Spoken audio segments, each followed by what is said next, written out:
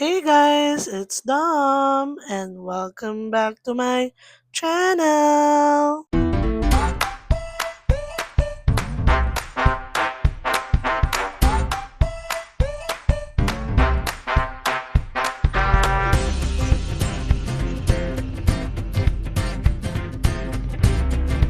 Hi guys, I know it's been so long since nung nag-last na vlog ako. I think it's been 1.5 year, almost 2 years na rin. And ang dami kong need ikwento, i-update sa inyo. And I really don't know where to start sa pagva-vlog ulit, but let's do it. Let's try. So, I think sa mga last few vlogs ko, hindi ko minention na I was pregnant again with my rainbow baby. Um, I think my last vlog was January, and then I gave birth March. So again, maaga ako nanganak, but thankfully, healthy yung baby. And thank you sa family and friends. Kahit nga hindi namin kaano-ano na tumulong is thank you so much. And syempre, thank you uh, kay Lord na binigay sa amin ang aming rainbow baby na very healthy. And it's a girl. And her name is Adelaide next to her late sister Adeline. So, ang nagpangalan nun is si Andrea and yung asawa ko. So, ayun. So, kung napansin niyo sa mga last vlog, malaki na talaga yung chan ko doon. But I think I didn't mention na I was pregnant. So, ayun. And today, it's August na 2025. Ano ba ngayon? I think it's August 18. Ay, not 18. Sorry. August 25. 17 months na yung baby ko. And then, she's turning 18 months soon. And mamaya ipapakilala ko siya sa inyo, guys. Gusto ko sana siya i-vlog nung baby pa siya, but I think I wasn't ready yet. So, ipapakilala ko na lang siya dito. Mag-start tayo ng journey with her.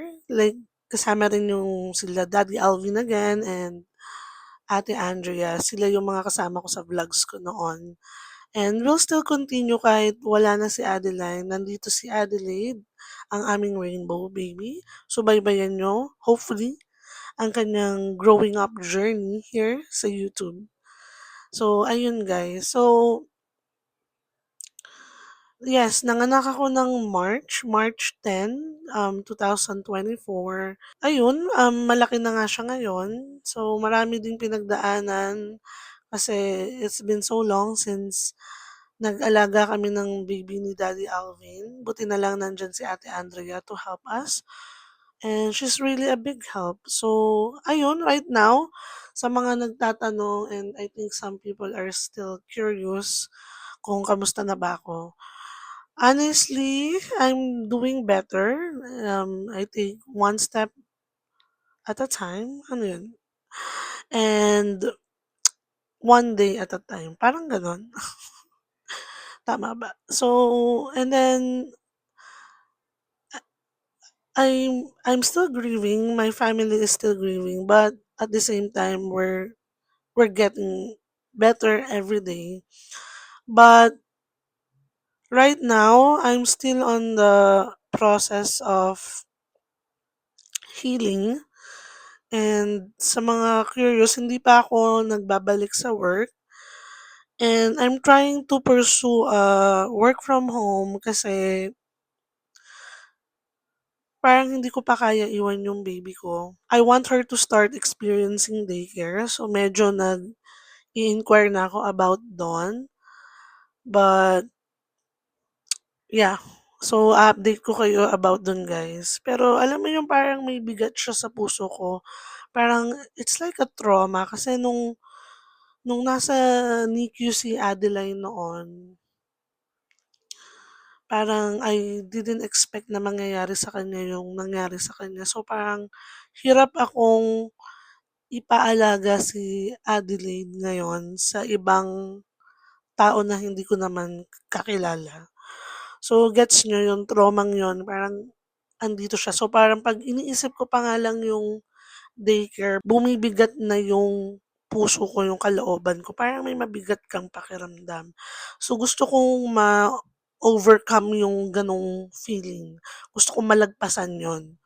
So, hopefully, magagawa ko yon. So, right now, I'm just a stay-at-home mom, trying to be a good mom to my children, my kids, and trying to be a good wife also. And maraming problema pero nalalagpasan namin 'yon. So, ayun lang guys. Right now, sila lang talaga yung pinagkakabisihan ko. Mamaya makikilala niyo yung rainbow baby ko. Hi guys! So, here's my rainbow baby. Here's Adelaide. Can you say hi? Say hi guys! So, she's 17 months, turning 18 months soon. So, here's our rainbow baby.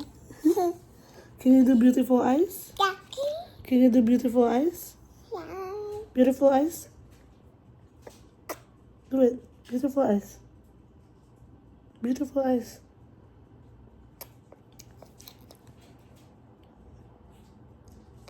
Look, mommy. Beautiful eyes. No? So, ayan guys. So, more ayaw niya mag-beautiful eyes. Ikaw ayaw magpasikat pag may camera. So, ayun. Nagdedede lang siya and then matutulog na siya. Maligo na siya. So, more vlogs with her, with Ate Andrea and Daddy Alvin.